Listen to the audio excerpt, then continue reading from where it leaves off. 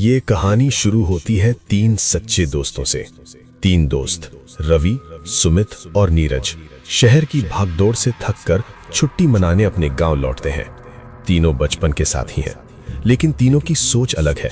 रवि जिसे भूत प्रेत जैसी चीज पर यकीन नहीं, सुमित जो थोड़ा डरपोक है, हर पुरानी बात को सच मानता है, और नीरज जो हर चीज को तर्क से देखता है। तीनों सुनसान खेतों के बीच चलते हुए गांव के एक भूतिया तालाब की ओर जा रहे थे। तभी सुमित कहता है, याद है, यहीं से हम बचपन में तालाब तक भागा करते थे। दादी कहती थी वहां रात में कोई नहीं जाता। अरे सुमित, वो दादी तुम्हें डराने के लिए वैसा कहती थी ताकि तुम घर से बाहर ना निकलो। यार सुमित, तू आज भी मानता है कि तालाब में मीरा का साया है? तुम नहीं जानते, 20 साल पहले मीरा इसी तालाब के पास से गायब हुई थी और उसके बाद से वहां कोई नहीं जाता, और तब से कई लोग यहां से गायब हो चुके हैं। ऐसा कहते ही तीनों चुपचाप आगे की ओर देखते हुए चलने लगते हैं। ऐसा लगता है सुमित की बातों ने थोड़ा सा डर अब रवि और नीरज के मन में भी डाल दिया है। तीनों तालाब के पास पहुंचते हैं और तालाब को शांति से देखते हैं। ये रात काफी डरावनी थी। जंगली कुत्ते भौंक रहे थे, यहाँ कुछ अजीब सी घुटन थी। ये सब कुछ नजरअंदाज करके तीनों तालाब के पास बैठे रवि कहता है, ये भूत प्रेत, ये सब अफवाहें हैं, देखो कुछ नहीं है यहाँ। तेरी बात तो सही है, लेकिन यहाँ कुछ महसूस हो रहा है। अरे छोड़ो, डर तो अपने दिमाग में होता है। ऐसा कहकर रवि हंसता है और पत्थर उठाकर तालाब में फेंक देता है। जैसे ही पत्थर पानी में गिरता है, छपाक की तेज आवाज आती है। फिर अचानक सन्नाटा छा जाता है, पानी में लहरें बनी। सुमित सांस रोककर कहता है, भाई सुना तुमने? ये क्या आवाज है? कोई रो रहा है। तभी नीरज कांपती आवाज में, वो वही मीरा की आवाज है। तभी रवि धीरे से मोबाइल की टॉर्च लगाकर तालाब में देखने लगता है जहां हलचल थी। रवि कहता है, कौन है वहां? बाहर निकलो, कोई मजाक कर रहा है क्या? उसी वक्त पानी के भीतर से किसी का हाथ बाहर आता है। हाथ देख सुमित चीखते हुए कहता है, भागो भागो यहां से, मीरा है वहां, जल्दी भागो। तीनों भागते हुए तालाब के कुछ दूर जाते हैं। तभी रवि पीछे मुड़ता है। एक सेकंड, मेरा फोन वहीं गिर गया है। रवि कहता है, तुम यहीं रुको, मैं मोबाइल लेकर आता हूं। नीरज चिल्लाते हुए कहता है, रवि मत जा रवि। लेकिन रवि उसकी एक नहीं सुनता, और जब तालाब के पास जाकर रवि अपना मोबाइल उठाने जाता है, तभी तालाब से एक लंबा सफेद हाथ बाहर आता है और रवि के पैर को पकड़कर उसे पानी के अंदर ले जाता है, और रवि गायब हो जाता है। न चीख न आवाज, बस हवा का शोर, और रवि गायब हो जाता है। सुमित और नीरज तालाब से थोड़ी दूरी पर यह सब दृश्य देख रहे थे। तभी कांपते हुए सुमित कहता है, मीरा उसे पानी में ले गई, मुझे डर लग रहा है, अब क्या होगा? नीरज धीमे स्वर में कहता है, मीरा, लेकिन वो तो 20 साल पहले मर चुकी। तभी अचानक पानी से फिर हंसने की आवाज आती है। नीरज और सुमित डर जाते हैं। सुमित भागने की सोचता है, लेकिन नीरज अपने दोस्त रवि को बचाना चाहता है। नीरज सुमित को कहता है, हम रवि को ऐसे छोड़कर नहीं जा सकते। अगर हम में से कोई रवि की जगह गायब होता तो रवि हमें बचाने जरूर आता। सुमित, अगर तुम मेरे साथ आना चाहते हो तो आओ, मैं जा रहा हूं। तभी सुमित को नीरज की बात सही लगी। रवि एक बहादुर लड़का है जो अपने दोस्तों पर जान छिड़कता है। ऐसे में सुमित को नीरज की बात सही लगी और दोनों डरते हुए तालाब की ओर जाने लगे। तालाब के पास जाते ही रवि को आवाज लगाते, रवि, रवि कहाँ हो भाई? रवि कहाँ हो भाई? तब सुमित को तालाब के पास रवि का मोबाइल दिखाई देता है। रवि मोबाइल उठाने के लिए झुकता है। तभी अचानक पानी में बुलबुले उठ रहे थे। हर बुलबुले के साथ पानी थोड़ा सा ऊपर आता जा रहा था। अचानक पानी से एक लंबा सफेद हाथ पानी से बाहर निकलता है और तालाब के पास खड़े सुमित के पैर को पानी के अंदर खींचने लगता है। नीरज जल्दी से सुमित का हाथ पकड़ता है। नीरज चीख कर कहता है, पकड़, मेरा हाथ मत छोड़। नीरज पास में पड़ी लकड़ी उठाकर सफेद पैर को मारने जाता है। तभी पैर पानी में भाग गायब हो जाता है। जैसे तैसे करके नीरज सुमित को तालाब में डूबने से बचाता है। सुमित बच जाता है, लेकिन उसका पैर लहूलुहान है। नीरज और सुमित दोनों गांव की तरफ जा रहे थे। कुछ दूरी पर जाकर सुमित अचानक गिर जाता है। सुमित का पैर जख्मी था। सुमित का शरीर ठंडा हो चुका था, आंखें हरी हो चुकी थीं। ऐसा लग रहा था अब वो मीरा के वश में है। नीरज सुमित को उठाने की कोशिश करता है। तभी सुमित धीरे से कहता है, मुझे बुला रही है तो वापस आइए। सुमित की आवाज बदल चुकी थी और तालाब की तरफ जा रहा होता है। तभी नीरज उसको पकड़कर रोकने की कोशिश करता है, लेकिन सुमित नीरज को जोर का धक्का देता है और नीरज का सर एक पत्थर पर जाकर टकराता है और वो वहीं बेहोश हो जाता है। सुमित भागते हुए तालाब में जाता है और गायब हो जाता है। सुबह होती है तब गांव वालों को सिर्फ नीरज मिला, वो भी बेहोश हालात में था। बाकी दो दोस्त कहीं नहीं थे। शहर के सरकारी अस्पताल में नीरज को होश आता है। होश आते ही नीरज नर्स से कहता है, सिस्टर मैं कहाँ हूँ और मैं यहाँ कैसे आया, मेरे दोस्त कहाँ हैं? तभी नर्स उसे बताती है, तुम्हारे दोस्तों का कुछ पता नहीं चला, तुम्हें गांव वाले यहाँ लेकर आए थे। ऐसे कहकर नर्स वहां से चली जाती है। नीरज वहीं रोते हुए अपने दोस्तों को याद कर रहा था। तभी एक सफेद परछाई उसके सामने आती है। परछाई नीरज को कहती है, अगर तुम्हें तुम्हारे दोस्त चाहिए तो मीरा को तालाब से मुक्त करना होगा। अगर तुम ऐसा करने में सफल होंगे तो तुम्हारे दोस्तों के साथ कई लोग जो तालाब के पास से गायब हुए हैं वो मिल जाएंगे। नीरज हकलाते हुए कहता है, मुक्त करना होगा? कौन हो तुम? मैं गांव का रक्षक हूं जिसे तुमने कभी देखा नहीं। मीरा की आत्मा भटक रही है। नीरज, उसका शरीर 20 साल पहले खत्म हो चुका है, लेकिन उसकी आत्मा को मुक्ति नहीं मिली क्योंकि उसके साथ बहुत बड़ा अन्याय हुआ था। उस अन्याय को मिटाओ और वो तुम्हारे दोस्तों को लौटा देगी। कौन सा अन्याय? क्या हुआ था मीरा के साथ? परछाई कहती है, इसका जवाब तुम्हें खुद खोजना होगा। आज पूर्णिमा की रात है, समय कम है। तुम्हारे दोस्त मीरा के तालाब में हैं। उन्हें बचाने के लिए तुम्हें तालाब के पानी के नीचे की सच्चाई जाननी होगी। पूर्णिमा की रात जो आज है, उसके बाद वो हमेशा के लिए गायब हो जाएगी और तुम्हारे दोस्त भी।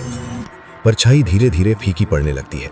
कमरे में सिर्फ नीरज और डर का सन्नाटा रह जाता है। नीरज खुद से ही बात करते हुए कहता है, मुझे गांव जाना होगा, मुझे रवि और सुमित को बचाना होगा। नीरज दर्द के बावजूद बिस्तर से उतरता है और बिना किसी को बताए अस्पताल से निकल जाता है। उसका दिमाग तेजी से चल रहा है। मीरा, अन्याय, 20 साल पहले, तालाब, सब उसके दिमाग में चल रहा था। नीरज बस स्टैंड पर जाकर रुकता है। तभी बस आती है। नीरज बस में बैठ जाता है। बस तेजी से गांव की तरफ जा रही थी और नीरज सोच और बढ़ती जा रही थी। नीरज सोचता है कि अब मीरा के साथ क्या हुआ, कैसे पता चलेगा। तभी उसे याद आता है, सुमित ने एक बार उसे कहा था, गांव के बाबा किशन गांव के सबसे बुजुर्ग व्यक्ति हैं। उन्हें मीरा की कहानी के बारे में पता है, जो जंगल की पुरानी हवेली में रहते हैं। नीरज गांव पहुंचकर वो सीधा अपने घर नहीं जाता, बल्कि एक पुरानी हवेली की तरफ जाता है जहां गांव के सबसे बुजुर्ग व्यक्ति बाबा किशन रहते हैं। हवेली में अंधेरा है, धूल जमी हुई है। डरते हुए किसी तरह नीरज हवेली के अंदर से आता है। बाबा किशन एक चारपाई पर बैठे बीड़ी पी रहे थे। नीरज झुककर प्रणाम करते हुए कहता है, बाबा, मुझे आपसे मीरा के बारे में जानना है। 20 साल पहले क्या हुआ था? बाबा किशन कहते हैं, मीरा बहुत सुंदर थी। वो सुधीर नाम के एक नेक लड़के से प्यार करती थी। गांव के मुखिया का बेटा विनय उस पर बुरी नजर रखता था, लेकिन मीरा ने उसे हमेशा ठुकराया। एक दुर्भाग्यपूर्ण पूर्णिमा की रात थी। मीरा और सुधीर चोरी छिपे तालाब के किनारे मिले थे। विनय ने उन्हें वहीं देख लिया। ईर्ष्या की आग में जलकर वो पीछे से आया और सुधीर को एक भारी डंडे से मारा। सुधीर वहीं ढेर हो गया। जब मीरा ने ये देखा और चीखने लगी, विनय डर गया। उसे लगा अब मीरा गांव वालों को बताएगी और उसकी बदनामी होगी और जेल भी होगी। इसी डर से विनय ने उसी डंडे से मीरा पर भी हमला किया। उसने दोनों को वहीं ढेर कर दिया। फिर उसने दोनों के शरीर तालाब के गहरे कीचड़ में दबा दिए और सबको ये झूठी कहानी सुनाई कि वे दोनों भाग गए हैं। तभी नीरज गुस्से और दुख से मुट्ठी बांधते हुए कहता है, दो लोगों का मार दिया और वो आज भी मुखिया बनकर घूम रहा है। तब बाबा किशन कहते हैं, विनय बहुत ताकतवर है, उसके डर से सब चुप रहे हैं, लेकिन गांव तब से ही अभिशप्त है। हर पूर्णिमा की रात विनय ही सबसे ज्यादा तालाब की दूर से रखवाली करता है ताकि ये राज कभी बाहर ना आए। तब से आज तक मुखिया तालाब के पास नहीं गया और जो तालाब के पास गया है वो वापस नहीं आया। खासकर रात के समय अगर तुम किसी तरह से विनय को तालाब के पास ले गए तो मीरा अपना काम कर लेगी और वो भी मुक्त हो जाएगी। बाबा की बात सुन नीरज वहां से निकलता है। रात गहरी हो चुकी थी। नीरज सोचते हुए हवेली के बाहर आता है। तब उसे एक विचार आता है कि विनय को तालाब के पास कैसे लाना है। नीरज जब सीधा मुखिया विनय के घर जाता है, विनय घर पर नहीं है।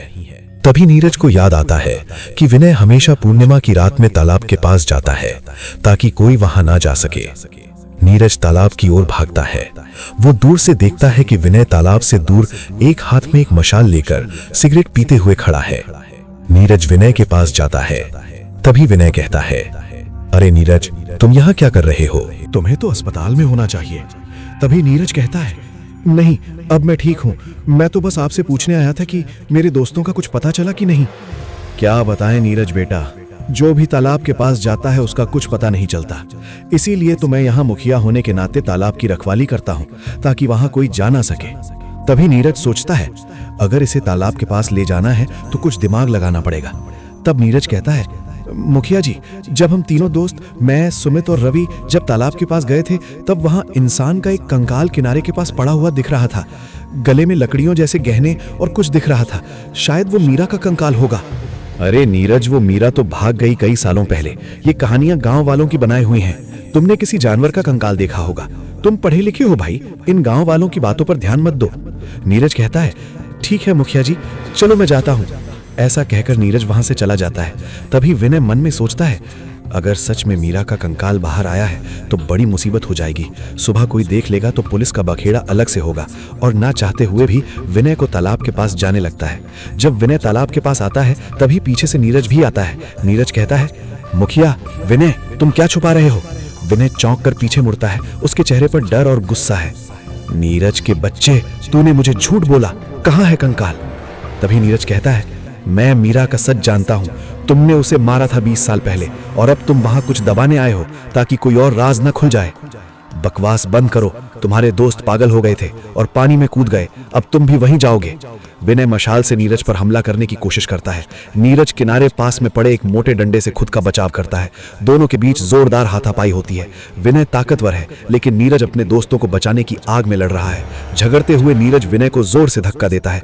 विनय लड़खड़ाता है और सीधा तालाब में गिर जाता है। तभी तालाब का पानी फिर से बुलबुले में बदल जाता है। पानी से असंख्य बुलबुले उठते हैं और एक भयानक आवाज में हंसी सुनाई देती है। तभी तालाब से धीरे धीरे विनय के ठीक सामने पानी में एक आकृति उभरने लगी, सफेद फीकी जैसे चांदनी की परछाई। मीरा। उसकी आंखें काली खोखली, लेकिन उनके भीतर हल्की चमक थी, जैसे किसी अनजान जगह का संकेत। उसके लंबे भीगे हुए बाल पानी में फैलकर अंधेरी लहरों जैसे डोल रहे थे। उसकी सफेद शिफॉन ड्रेस पानी में तैरते हुए लहराती, लेकिन उसके कदम भारी और शांत थे, जैसे पानी भी उसके रास्ते में झुक रहा हो। विनय घबराकर पीछे हटने की कोशिश करता है। तभी मीरा जोर से चिल्लाती है। उसकी चीख किसी इंसानी आवाज जैसी नहीं, बल्कि पानी की गहराई से उठती टूटी हुई गूंज जैसी थी। उसी पल उसके भीतर से एक तेज सफेद रोशनी फूटती है, इतनी चमकीली कि पूरा तालाब सफेद धुंध में बदल जाता है। रोशनी फैलते ही सब कुछ गायब सा ओझारों में हो जाता है। पानी, धुंध, आसपास के पेड़ सब एक सफेद खालीपन में डूबने लगता है। तालाब के किनारे खड़ा नीरज ये देखकर डर से पीछे हटता है। रोशनी इतनी तेज थी कि वो अपनी आंखें हाथ से ढक लेने पर मजबूर हो जाता है। कुछ सेकंड तक सिर्फ सफेद चमक और मीरा की चीख की गूंज ही सुनाई देती रही। जब रोशनी धीरे धीरे कम होने लगी, नीरज ने डरते हुए अपनी उंगलियों के बीच से झांका और फिर धीरे से हाथ हटाकर आंखें पूरी खोली। तालाब अब बिल्कुल शांत पड़ा था। पानी स्थिर, हवा ठंडी और वहां किसी की मौजूदगी का कोई निशान नहीं। मीरा और विनय दोनों गायब थे। उसी क्षण नीरज दिखता है। तालाब के किनारे रवि और सुमित और 4 गांव वाले बेहोश पड़े हैं। तभी तालाब का पानी काला हो जाता है और तालाब से आवाज आती है, अभी खेल खत्म नहीं हुआ है, असली ट्विस्ट अभी बाकी है। सब्सक्राइब करो। मिलते हैं अगले पार्ट में।